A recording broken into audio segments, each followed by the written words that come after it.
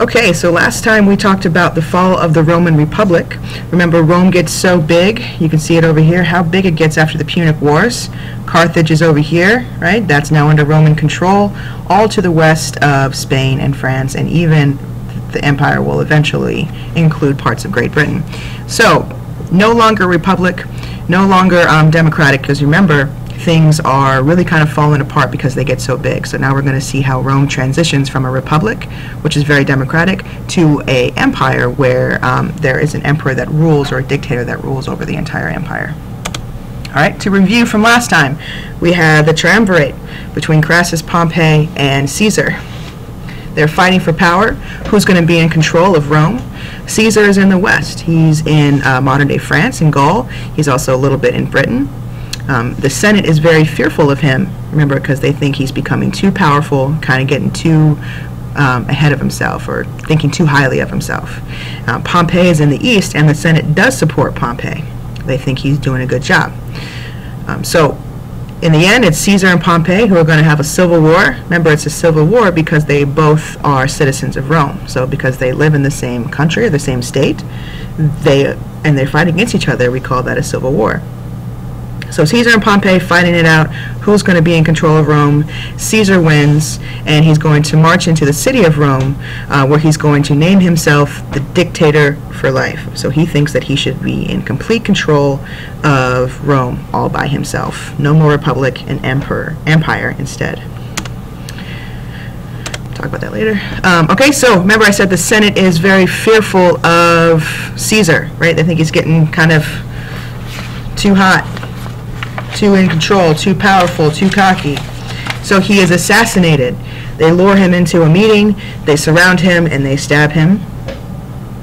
But now it's, well, who's going to take over?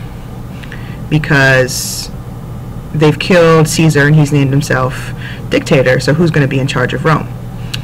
So because Caesar is assassinated and there's no real clear answer about who's going to be in charge next, what happens next is now there's another civil war. And this time we have between Antony, who was a Roman general, and Octavian, who was Caesar's heir.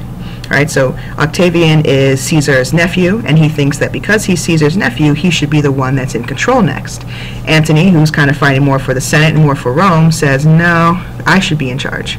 So Antony and Octavian fight against each other for control of the empire. And Cleopatra is much more on Antony's side. So she gives, as well as Egypt, help to Antony to help fight against Octavian. With that help, Antony still loses and is defeated by Octavian in the Battle of Actium, which was a naval battle. So Octavian wins. He's now going to be an emperor. And so he changes his name from Octavian to Augustus Caesar. And Rome is now officially an empire. All right, a little more about Augustus Caesar. Remember, I've seen you guys get a little tripped up about this. You have to remember, Octavian becomes Augustus. He's the first emperor of Rome. So you could say Octavian was the first emperor of Rome, and you could say Augustus was the first emperor of Rome, and those would both be correct. So Augustus comes in as the emperor, and he restores the republic. Kind of. Right? He's still going to be very much in charge, very much like a dictator, like an emperor. But there are new reforms, both economic and social, which we'll talk about in a minute. And he's going to conquer new territory and uses the army to keep power. All right? Then comes a period of Pax Romana, which is the Latin for Roman peace. And it begins with Augustus.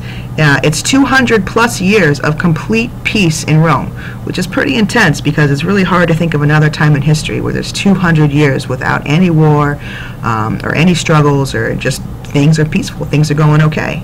And the empire continues to expand. Eventually it's going to end with Marcus Aurelius. All right, influences of the Pax Romana. 200 years of peace in a country is definitely going to influence what they do and kind of how the citizens of that country live. The first economic impact is there's a uniform system of coins and money.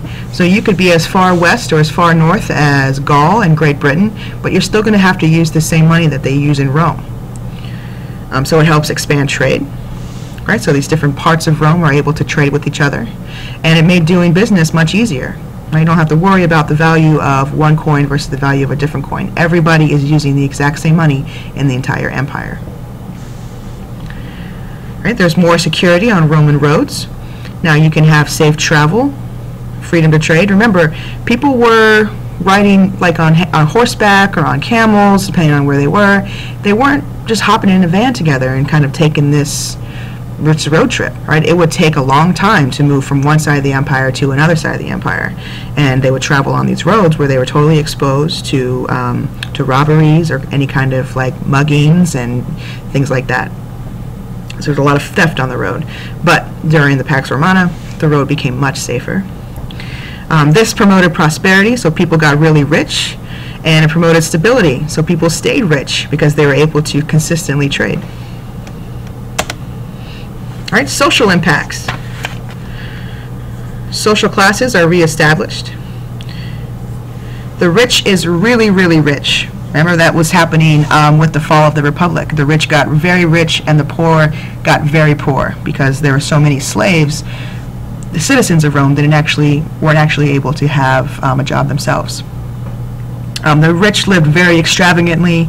You always think, this is when you see in the movies of the Romans just kind of just lovely, like laying outside and like the cool breeze and eating some grapes and drinking some wine and just having a wonderful life, right? They lived very, very extravagantly, and there were many slaves. A third of the population in Rome were slaves. During the Pax Romana, they emphasized the family unit because most Romans were very poor, very high unemployment because of all the slaves. And then the government provided meager subsistence. So, because they didn't want these poor people to really kind of get too overwhelmed and too kind of wanting to maybe, I don't know, like rebel against the empire, what they did is they had to find ways where all the poor people could be entertained and be happy and not want to question the empire or question the government. And that's where we have the gladiator contests, used as entertainment. So both rich people and really poor people could come to these games and be entertained all together. So men and animals would fight to the death. I'm sure you guys are all semi-familiar with the gladiator contest. 150 holidays a year. Sometimes Augustus would even declare 100 days in a row of all games, right, where slaves would fight each other to the death. They would fight wild animals that were captured in Africa. All ways for the people of Rome to be entertained and not question their emperor, not question the empire. All right, political impacts.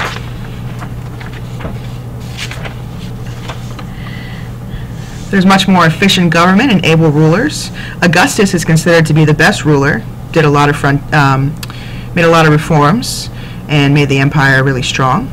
He stabilized the frontier against Germanic tribes. So even though you would have these big urban areas, like these cities, where a lot of people would live, there would still be, like we think of today, like the suburbs, or this big kind of wide open space in between the cities. And there'd be other tribes there, or other people who may or may not be loyal to the empire. But Augustus really stabilized that area and glorified Rome through intense building and established a civil service system. Right? And created a uniform set of laws. Remember, the empire is now huge, all the way from Great Britain all the way over to Mesopotamia. So there's so many different types of people, so many different types of culture, and now they are all governed by the same set of uniform laws. And they're all kind of being policed in the same way. And this government is going to last for centuries. The Pax Romana includes 3 million square miles and 80 million people. So that's a lot of people. And to be able to, for everybody to have the same money, have the same rules, have the same civil service system, that's a big accomplishment. Not to mention that 200 years of peace. All right. Here's some more of the good emperors of the Pax Romana. Right, remember, it's going to end with Marcus Aurelius, and we'll talk a little bit more about the contributions of the Romans in a couple more class periods. But just want you to think again how intense this is. Look how big this empire is. And remember, this empire only started right here with the Republic. And Rome took all of this. right? And then after the Punic Wars, took even more, and up here. But even still, they keep on expanding. So Rome is just so huge, and you think about 200 years where people here can be peaceful, all the way with people over here. It's pretty intense. All right, we're going to talk and do kind of some summarizing and discuss what you think about the Roman switch from the Republic to the Empire. Kind of get your opinion on it. And then you'll have the rest of class period to kind of catch up and work on your vocab and make sure your Punic Wars cartoon is done and make sure we've tied up all loose ends.